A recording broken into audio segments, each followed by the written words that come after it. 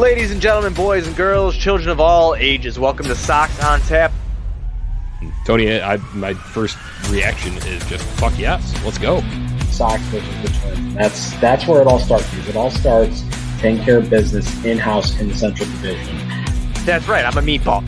You got to bring that top button swag, baby. It is always great to beat the Cubs. And I'm a homer, so I always say they're gonna. Dallas Keuchel Lamson got some beards that you should be afraid of. What everybody said when he gets out there, it's me versus the other guy, and I'm going to beat him. So I just love that mentality. It's cool and fucking tough. Steve, would you say that Tony is mad online? I would definitely say that. The White Sox winner.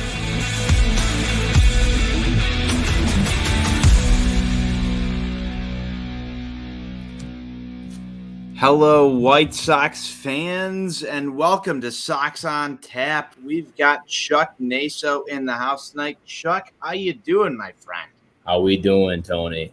We're doing great, man. We've got a 6-4 win over the Cleveland Indians. Or are they the Guardians now? Don't know. Doesn't matter. 6-4 White Sox victory. Chuck, it's great to be here with you. It's great to be here with you, too. And I'm fired the fuck up after today's activities. I am fired up as well. This was a great win. It was great to be back home. The White Sox offense was somewhat silent during the road trip. They got back on top tonight. 6-4, as I said, over the Cleveland Indians. Tonight's show is brought to you by Grandstand. Be sure you're going to Grandstand for all of your White Sox needs. Chuck, this one was quite the journey. This did not wind up being a clean victory by any means, but the White Sox were able to get this one done. We're going to break into it, but first, let's get your initial thoughts. I mean, on the game, or are we talking about the trade that happened today? No, we're gonna get to the trade afterwards, but let's talk about the game first. Yeah, it was wild. It was just a wild game. A lot of weird scenarios. Just like felt weird with Cesar Hernandez on our team facing the Indians. Weird Jose Ruiz clutch relief appearances. It had it all. Fights, brawls, wild pitches off Jose Reyes' head because he's fucking tough as shit and just wears it and walks down first. Goddamn captain. Yeah, man, it seemed like a fun-ass night to be at the ballpark and just watch these games. I'm super jealous of everyone that gets to be there. I was there last week, so, I'm going to miss it every time. Just really cherish it when you're out at the ballpark because it seems like an incredible atmosphere right now. It absolutely does. And NWI Steve and Johnny Nani were both out at the ballpark tonight. So, Chuck, appreciate the guest appearance. This is your second time on. I think this year so far, but man, I totally agree with the sentiment that you're bringing here. Appreciate being out at the ballpark right now because number one, tickets are not going to be easy to come by for the rest of this season, and B, the White Sox are special. There's something special going on with this team right now that. It just makes me smile. It makes me smile. It makes me happy. There is something special going on with this team right now, and you saw it tonight once again as the White Sox beat the Indians. And, what was that, 9 games up right now, Chuck? This is murderer's row. It's a cakewalk. It's let's be honest, it's a cakewalk. If it gets close, I'm going to be very disappointed if this division gets close.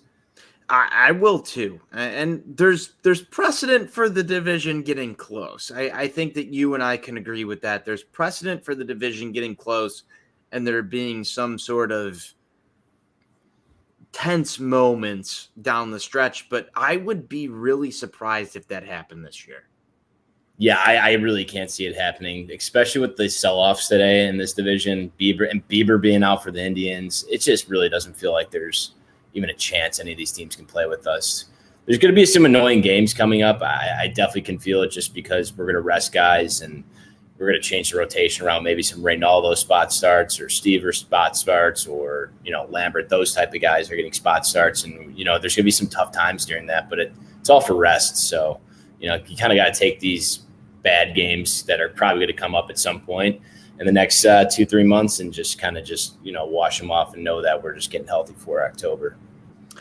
I absolutely agree with you 100% with what you said right there. And I think that there's some sort of messaging that needs to go out to maybe White Sox Twitter, maybe not, that there are going to be stinkers. And we've seen enough of those over the last week. But this one, Lance Lynn gets the start, Chuck, and it did not start pretty. Cleveland comes out in this ball game and gets 2 in the first. Lynn kind of hobbles off the mound a little bit of frustration there. How are you feeling after 1 when Lance Lynn gives up 2 to the Cleveland Indians? Now, after what we've seen, I'm going to precedent this, after what we've seen over the last week. He just looked a little bit more in the zone. Like he just seemed like he was throwing it down the middle a little bit more than hitting his spots in the corners and up top in the strike zone. Besides that, I mean, he's a competitor. He didn't have his best shit, but once again, those are the type of guys where you can tell they're at another level. Carlos Rodon right now and Lance Lynn, when they aren't pitching well, they're still giving you 3 earned run, 4 earned run performances over 5 to 6 innings. That's what a truly elite starter does, and they don't implode. They don't give you 6 or 7 run given up performances. I see that with like C's, and you see it with other random starters like Keuchel or something like that, who's towards the end of his career. And it's just your true aces are always going to go out there and always going to compete and keep you in the game, even if they don't have their best shit. So that's what I always look with him, and he's just a fucking bulldog, and he just competes. I also got very scared in that first inning when he did the weird bendo. I saw you tweet about it, but he did the weird bend over thing, like he threw out his back at the end of the inning. I was like, dude, did he just blow out his back? I was freaking out about that a little bit, but he prevailed. And then I'm rocking the Britney shirt after he rocked the Free Britney in his press conference today. I don't know if you saw, but he was rocking the Free Britney. So I went and changed shirts before we got on. Free fucking Britney, free fucking Lance, the big fucking hoss, baby. I did not see that. He wore a Free Britney shirt in the press conference. It was fucking electric. I loved it.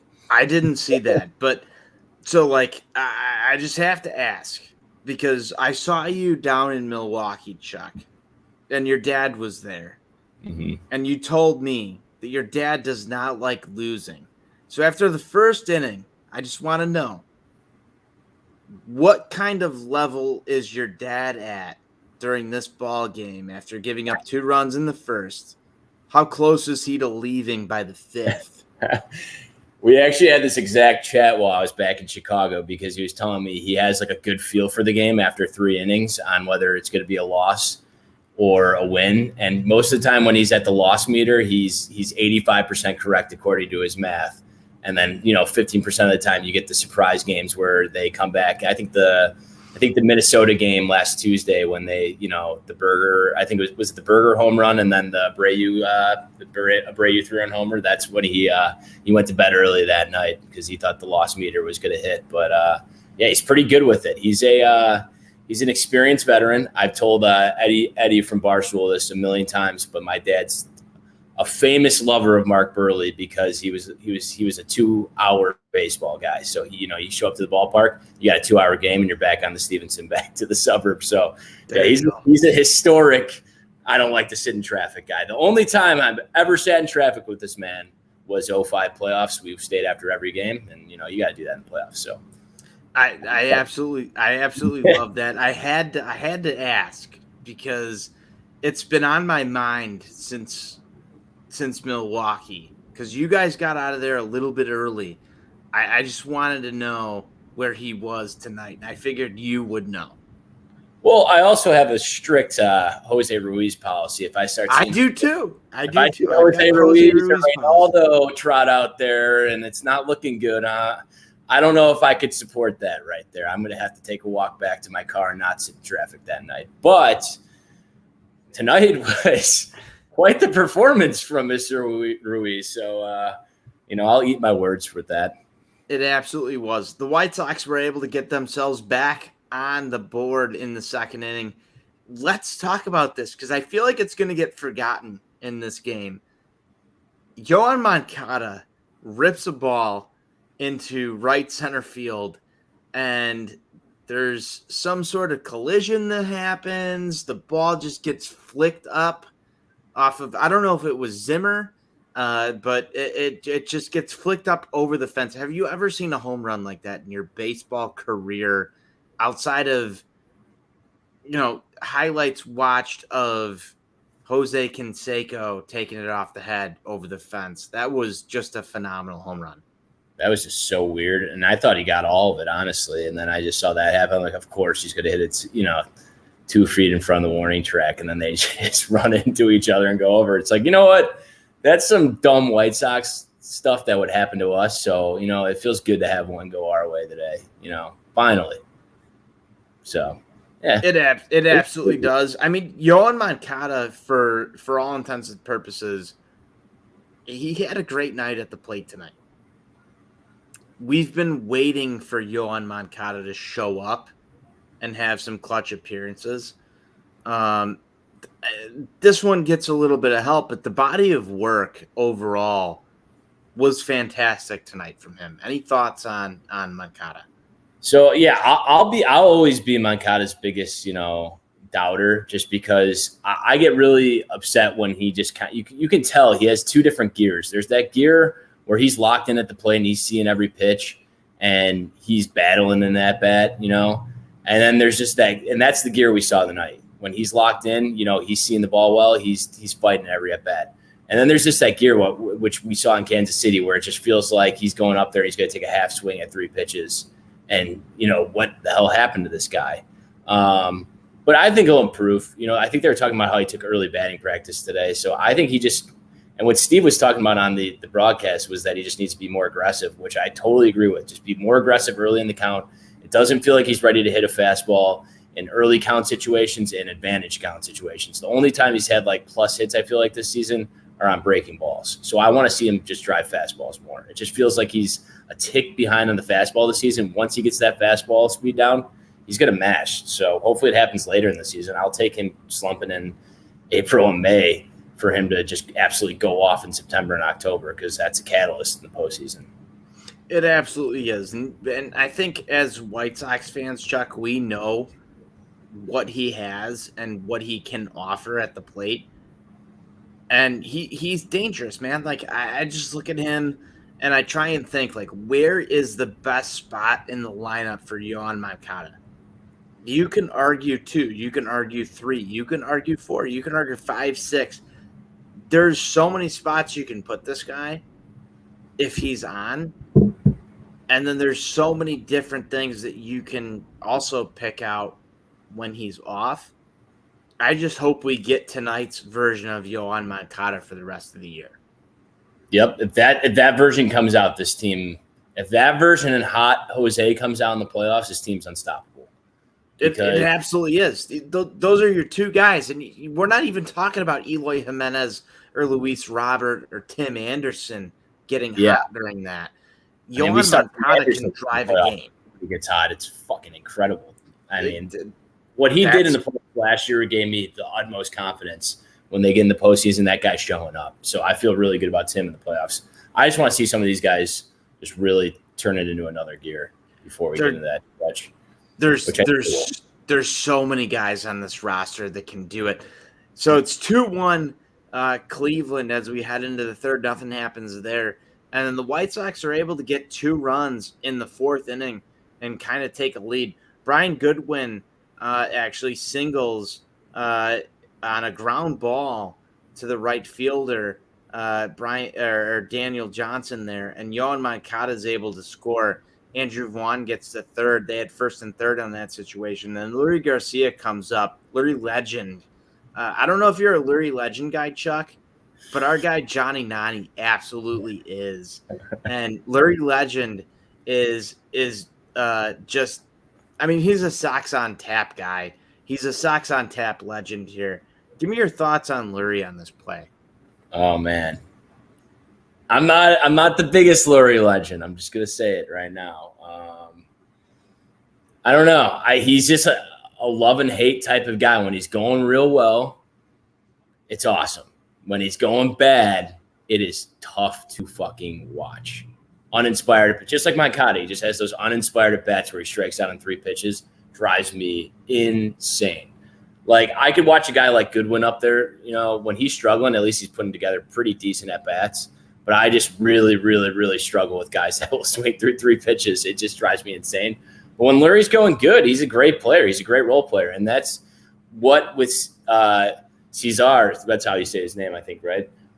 With him coming in, I think that's just a good – it puts less pressure on Larry when he comes into this lineup. So, I mean, what was that, a ground ball double play? He just put it into play. Or no, is they throwing Ramirez out at third, right?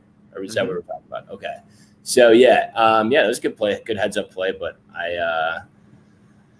Lurie just drives me insane sometimes. But you guys can keep doing the Lurie legend, and I'll keep doing me. I won't get mad at you guys about that. Yeah, so that on that play, Lurie actually beats out the ground ball or the double play attempt to score Andrew Vaughn. Jose Ramirez, though, in the top of the 5th, is able to drive in Bradley Zimmer, so the Cleveland Indians get back on the board. At that point, things are getting a little bit interesting. But in the 5th inning, Andrew Vaughn is able to walk in Cesar Hernandez. Jose Abreu goes to third base. Gavin Sheets goes to second. And the White Sox are unable to do anything else with that. Kind of concerning to me. Because we talk about opportunistic on this show. We talk about driving in runs. You got the bases loaded, and you're unable to do anything else with it. Any thoughts from you, Chuck? And this is, I know we're talking about one game, but are there any thoughts from you about the ability for the White Sox offense to capitalize, put up crooked numbers in situations like that? I would say I don't really take too much into that. I just think the team was in a funk. Kansas City felt like a fever dream. It felt like another all-star break, honestly, while they were in Kansas City. It didn't even feel like they were playing baseball games to me, honestly. And I just think the team, the bats were in a funk. And the good thing about this team is they're so good that when the bats are down this bad, we're still winning baseball games. That's when you have a really good baseball team, because White Sox teams, the past 5-6 years, if they got into this type of hitting funk, we would not be winning these baseball games without a bullpen or without good starters. So, that feels really good that we're winning these games. Yeah, I don't think it's going to be an issue. I think, you're going to shoot in different players when they get healthy. The Yaz's of the world, Luis Roberts, Eloy's, we're going to have better hitters in those situations. I think we're going to be much more opportunistic when that comes about. I can agree with you there, but there's also something just in my mind where you get the bases loaded, 1 out, 2 out, doesn't matter. Drive the ball, get a hit, just a single, bloop single, whatever it is that certain good teams do where they're able to break a game open right here. And that's what I really wanted from them in the 5th inning. Outside of, just driving a run in, off of a ground ball that could have been a double play. You just want something more there. And Andrew Vaughn, so far this year, to me, Chuck, has been the guy that you'd want up in that situation. And so that was a little bit frustrating to me. I'm not going to lie. It was just a little bit frustrating to me. I think this team, though, there are those guys that are going to strike out on this team, but the difference between this team and last year's team is I think we have a couple guys that really work at bats and will drive and runs in that situation. I feel really good about Gavin Sheets when he's at the plate in those situations. I feel really good about Andrew Vaughn when he's at the plate in those situations. Obviously, he didn't, produce in that situation tonight, but he's produced up until now in those situations where he kind of shortens up his stroke, drives it to right field, drives it up the middle, doesn't try to hit for too much power, because that's what used to drive me insane with the Sox, man. It was always home run. I got to hit a home run here. I got to hit a home run here. But they just drive the ball. Just hit a nice line drive up the middle. Hit a line drive in the gap. You will hit your home runs. That's what Timmy runs into all the time, where he's trying to hit the big home run to left field, but he's always going good when he hits the line drive to right. So that's what I'm always looking for. And those guys are great additions to the lineup in terms of just shortening up and being just polished hitters. I'm really impressed with those two rookies so far. All right, let's fast forward a little bit in this game because I know we want to talk about some trades tonight, Chuck.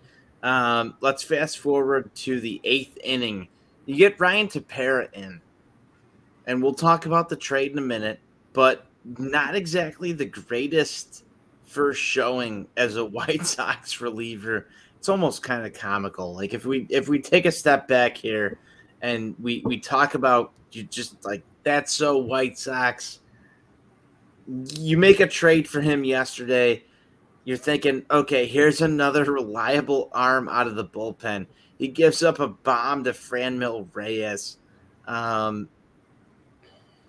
are you at with this? Because you're in the 8th inning. You got a tie ball game now. Franmil Reyes just takes Ryan Tepera deep. Just not a great moment. I don't think it's something like, he threw a fucking hanging slider. Like, obviously the walks worry me more, but it is a completely different situation. Like he just got traded, just got put into the game first day on the team. It's kind of probably just a little shell shocking what just happened to you in like the last 24 hours. Obviously not the greatest showing, but at least we supplement him with another awesome arm, because I'd be a lot more worried if we had Ryan Tepera and some random arm as our big moves. Ryan Tepera is going to be a 6th, 7th inning guy. That's what all my friends who are Cubs fans told me, and I'm totally fine with him pitching the 6th or 7th. So I'd be a lot more worried if he was going to be our big savior for a bullpen, but he's not. He's just a supplementary piece that will be in there in some situations. He's got some good stuff. He'll figure it out, hopefully. If not, it's inside job. That's what we'll say. But, at least we made some more moves to just offset those. He had an MVP vote. Yeah. People aren't talking about that enough yet. I haven't looked, but did White Sox Dave give him the MVP vote? I don't talk about White Sox Dave's ballots out in public, I'm just asking. Those are locked in Cooperstown under surveillance. I'm just asking. Was it White Sox Dave that gave him the MVP vote? No comment from Chuck. Probably Carl, honestly, before he got traded. So last thing I saw is he wanted to drink bleach. Let's move on, because the White Sox were able to do some stuff here in the bottom of the 8th inning, and that was some good stuff. Tim Anderson singles in Oscar Mercado. Oh, no, wait. Tim Anderson singles a sharp ground ball to Oscar Mercado, and Lurie Legend, is able to score on that one. And then Jose Abreu gets hit by a pitch. And this is what we want to talk about right now, because Tony La Russa comes just barreling out of the dugout to defend his man. And Chuck, I'm not sure if you're a big Tony La Russa guy, have been a big Tony La Russa guy, but I'm going to go off right here for just a second.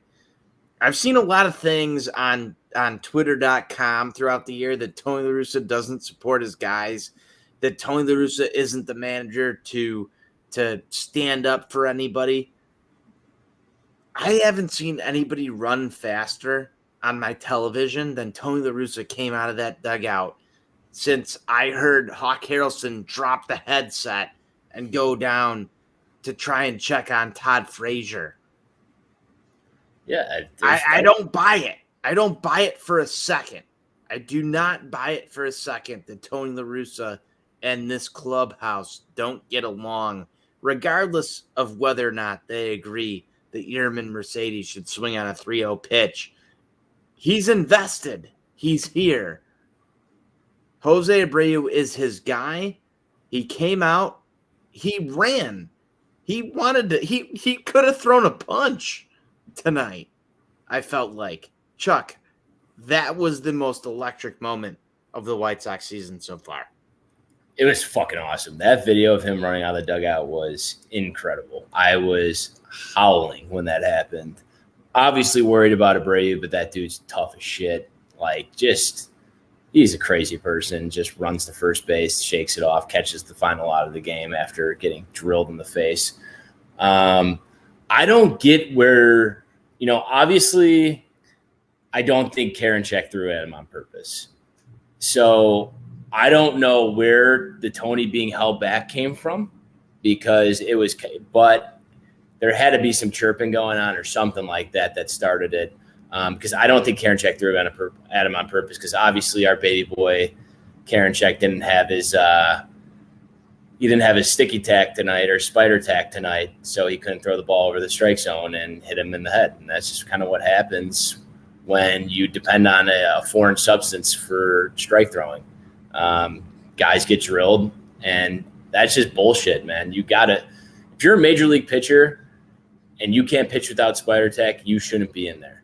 You just shouldn't be in there. If you're throwing 98, you can't be hitting guys in the head. It's just ridiculous. Because guess what? Like, all these guys that are still studs, like, I look at Kimbrel. That guy was using a shit ton of pine tar up there every 2 seconds, but now he's still throwing strikes.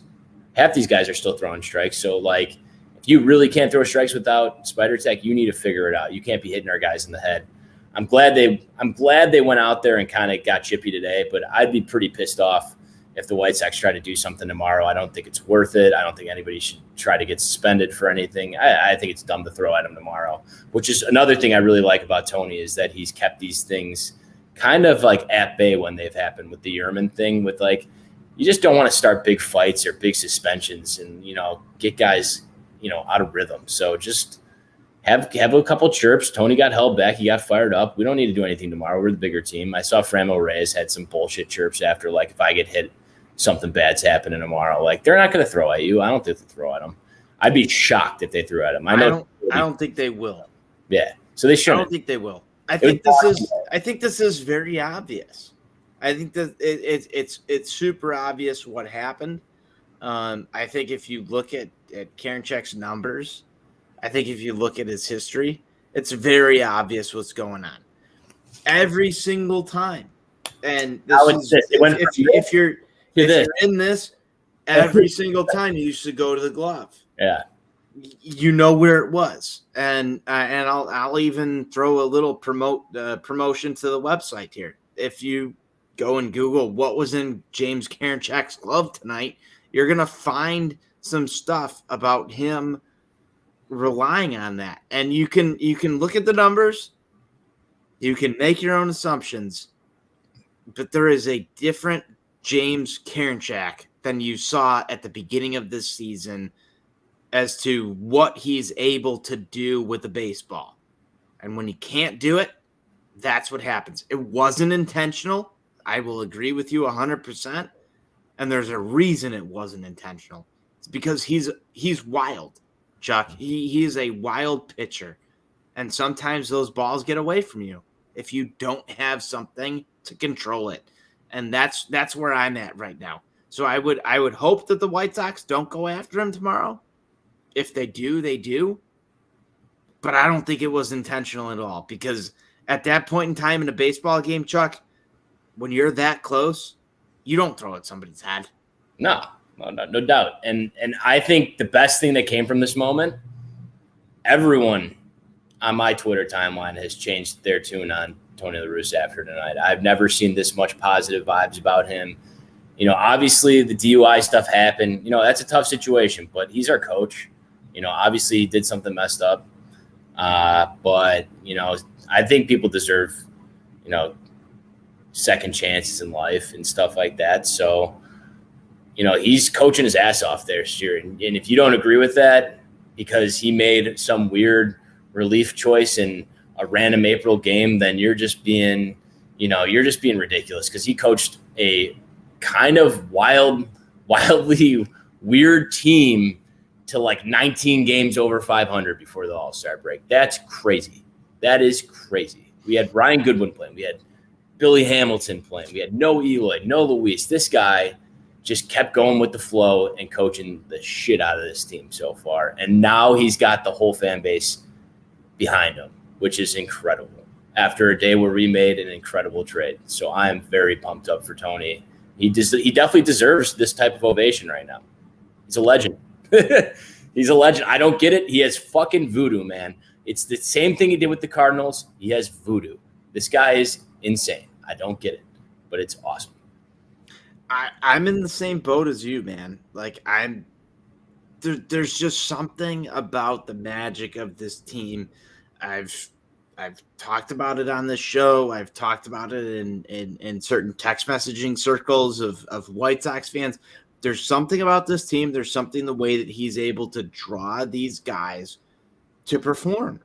And I really honestly feel like there is an it factor here. There is an it factor here with Tony La Russa, with the roster, with everything. And regardless of who you wanted to coach this team, regardless of all the other factors that are all around it, and I can appreciate those things, there are certain fundamental baseball things that Tony La Russa has just been able to assimilate with this roster, get them to where they need to be, and win ball games despite the fact that any person who watches baseball would tell you, like, hey, if you lost Nick Madrigal, if you lost Yasmani Grandal, if you lost Eloy Jimenez and Luis Robert for a giant stretch of your season, I don't know if any other manager gets that job done, Chuck. I think the White Sox right now have the perfect mix of, obviously baseball's turned very analytically driven. I think they're using a lot of that stuff. And then I think Tony La Russa has some of the best feel for the game I've ever seen. Like feel for his players, how they're feeling, what's the right situation to put them in to succeed in the future. Like I think about a guy like Jose Ruiz getting that fucking out tonight. Like, he hasn't been the greatest throughout the season, but that guy has explosive stuff, and he's sitting in a bullpen with Liam Hendricks and Craig Kimbrell now. He's going to learn. Like, I would just sit next to those guys and learn all day. He's putting these guys in a situation to succeed. So I can't praise him enough so far. And if you don't like Tony La Russa, you have a fucking huge dump in your pants at this point. That's all I have to say. I am here for everything that you just said in that last sentence, Chuck. Like, that's music to my ears. Let's go on from this, because I know we just talked about the eighth inning, and in the bottom of it, you get Tim Anderson driving in Lurie Garcia on what was supposed to be just a normal routine out there. And then Jose Abreu gets hit by the pitch, and you take the lead here, and you go to Liam Hendricks. And I know I'm recapping here, but I want to talk about something that you haven't even brought up yet. Craig Kimbrell is also available in that situation, because we haven't even gotten to the trades yet. Craig Kimbrell's available in that situation. You also have Liam Hendricks available. This is like almost foolproof. This is ridiculous. You go to Liam Hendricks, he shuts that shit down. You get a White Sox winner. It didn't matter if it was 1 run, didn't matter if it's 2 runs, doesn't matter if it's 3. You've got the 2 best closers in baseball right now, in my opinion, on this team. How fucking cool and tough is that? It's fucking insane. It's fucking insane. Like, everyone gets mad that we don't use Liam every game because we have the best closer in baseball. Guess what? now we can use the other best closer in baseball and tie games if we wanted to. It's fucking nuts. It is insane what happened. I mean, and it was even better tonight because Liam just came in there and dropped his ball sack on the Indians and was just screaming in their face after the Abreu stuff. So that even like got me even more fired up because I've just been fantasizing about the scenarios all day of future playoff scenarios of how I would deploy them because I think you look at Kimbrel as being a true closer, a true, your ninth inning guy, and then just having the ability to use Liam now for 2 innings if you have to in a playoff series is so fucking huge because the biggest thing I love about Liam Hendricks, explosive fastball, nasty breaking stuff, he throws strikes, and strikes win you games because in playoff series when guys' buttholes get tight, they throw a lot of balls. And that guy just throws strikes. And you know what? Sometimes he gets beat. He gives up a Salvador Perez bomb. He gives up a Mancini bomb. But I'm not going to be that worried about him giving up bombs in the 7th or 8th inning compared to a guy like Kimbrel, I think Kimbrel misses bats a lot more this season at least in terms of just missing the home run ball.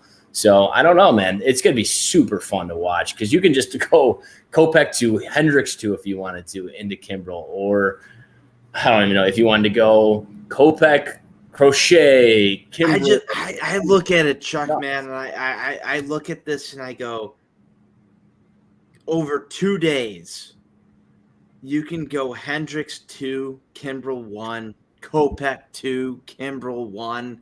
You can go Kopech 2, Hendricks 1, Kimbrel 2, Hendricks 1. There's so many options that are available to you if you're Tony La Russa.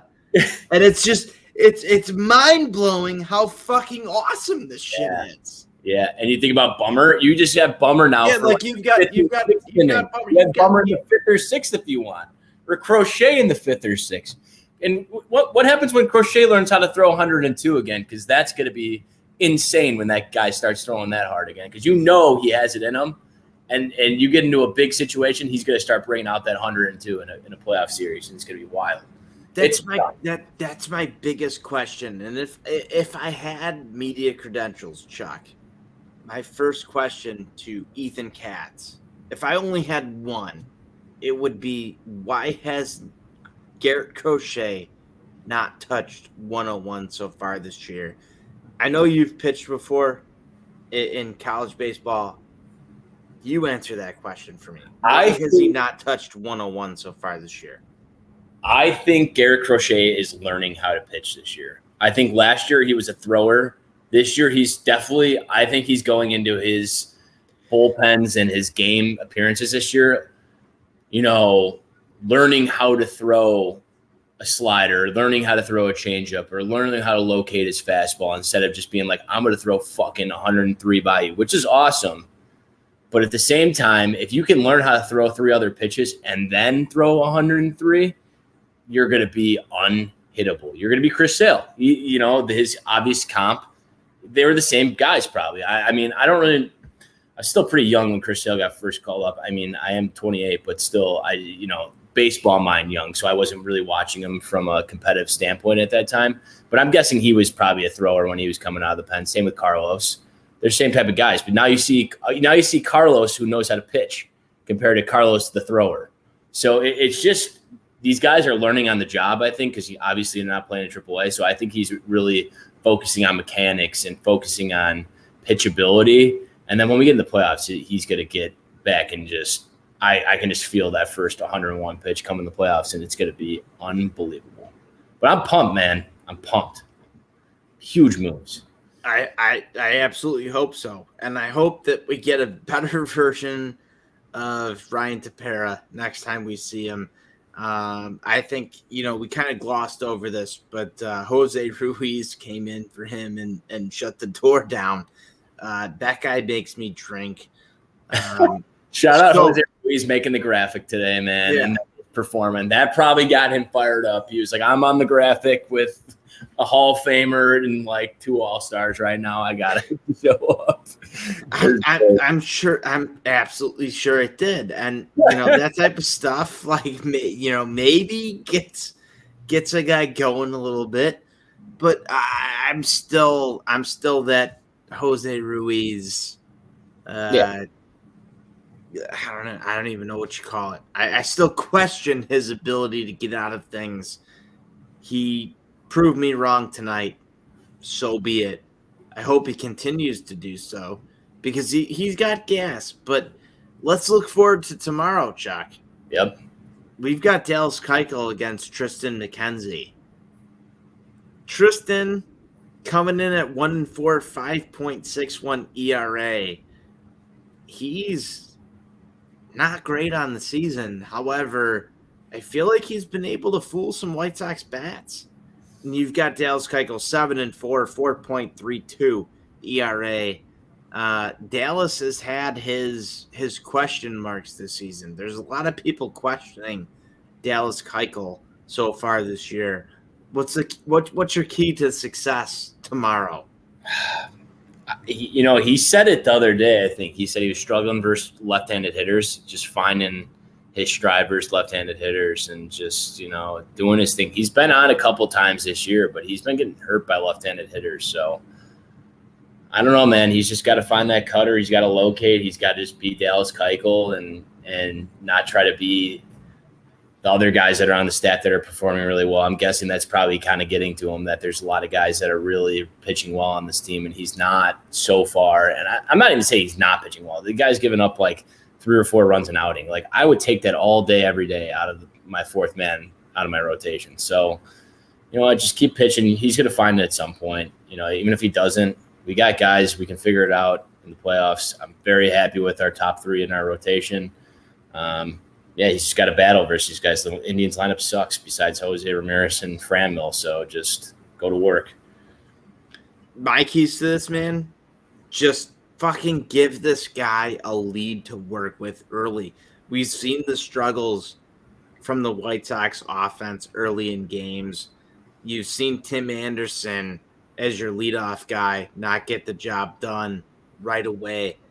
You go out and you give Dallas Keuchel a lead to work with early, and he can put some shit in cruise control.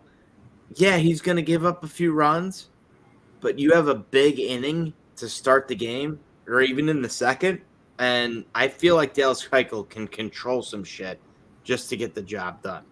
I don't know how you feel about that. Yeah, you just – anytime you go out there with a lead of, you get a 2-0, 3-0 lead, you're just in cruise control. That's when he feels like he can give up that.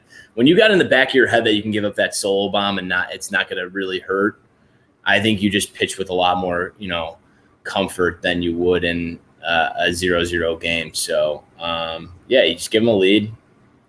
I just get to McKenzie early because I feel like he's the same way. If he gets settled in, he's tough to hit. I agree with you right there. I can't get him that lead. Last year he was unhittable, and now this year we got to him. So I always have a tough time reading him whenever we face him. I didn't get to watch the first game when we faced him when Timmy hit the grand slam off him. So I really haven't got to watch him that much this year, but he's definitely regressed from a little bit from last year. So that's encouraging to see tomorrow. Let's make it a bullpen game. Let's fucking show him what we got tomorrow. There you go. You got to pick the click tomorrow. What do you say? Pick the click. I'll go Anderson because I liked what Anderson did that last at bat. When he takes the ball to right field, that's when he starts clicking. I think he goes deep to right, little right center shot tomorrow off the sinker baller. There you go. I'd normally go Gavin Sheets. I don't know if he will be in the lineup tomorrow. Yeah, we'll see. Gavin Sheets has been my guy. I'm a Gavin Sheets guy too. I fucking love that guy. The way I'm a huge Gavin Sheets guy. So I'll go Gavin Sheets if he's in the lineup. If not, I'm gonna go Yohan Moncada. Just because he looked good today. And I'm a big proponent of guys who are seeing the ball well. Yohan Moncada's seeing the ball well. Yep. I think he can put one on the goose, Chuck. You're spot on. So that's who I'm going to go with. Awesome. Before we close this down, I need to know if you're grading Rick Hahn on the trade deadline, A through C, the way that we used to get graded, what are you giving Rick Hahn on this trade deadline? Grade him. I think you have to give him an A+. You filled every need. You filled every need. And if you're mad about Escobar, you also have a dump in your pants, because go look at the splits between him and Cesar. They're the same, basically. He has 4 more home runs, a little bit higher stuff. But I wasn't always the biggest Madrigal guy. I felt like he was a spaz. I felt like he would get nervous in the big moment. I felt like his defense just wasn't smooth. I watched Cesar Hernandez play defense tonight, and just all his actions looked smooth. The bunt that Sebi received behind home plate and threw to first base, that's a bunt that might go in the outfield because Madrigal's not at first base on time. There's just little things like that we needed in the middle of the infield that we'll now have for 2 years if we keep the option. If not, there's a bunch of shortstops on the market. Now, bullpen-wise, I would have been happy with 2 solid arms. The fact that we got a solid arm and a Hall of Fame arm today puts me over the moon. The White Sox have never made this type of move at the deadline, in my lifetime at least, to really put themselves over the top, and it's very encouraging for the fan base to see that. I think the rest of the AL made moves to win their divisions. I think the White Sox made moves today to win playoff series. A bullpen wins you fucking playoff series, and they did the best thing. Fuck Trevor Story.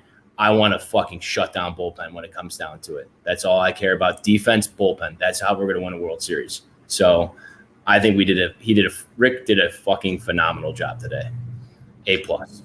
Chuck, I can't wait to drink beers with you on Jackson and Financial and just fucking enjoy a White Sox World Series winner. I think those are the type of moves that Rick made today. I love what you said. I love the fact that Rick Hahn went and addressed every single need that I think smart baseball fans talked about on Twitter. I think that it doesn't take rocket appliances, right, to figure out what this team needs to get the job done. Rick Hahn addressed all of them. Yeah.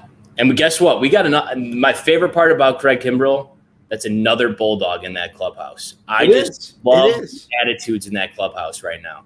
Because in years past, it felt way too lackadaisical. We got guys with fucking huge swinging nuts coming into these games that have won World Series and aren't scared of the big moment. I'm over the moon about what's going to happen in October, man. It feels great. It absolutely is. Chuck, thank you for joining me tonight on the Postgame Show. I know it was short notice. I can't even thank you enough for coming on this show, man. This was awesome. Can't wait to have you back again. Thank you, everybody, for tuning into this. Be sure you're checking out Grandstand. And Chuck, one last thing before we're gonna sign off here.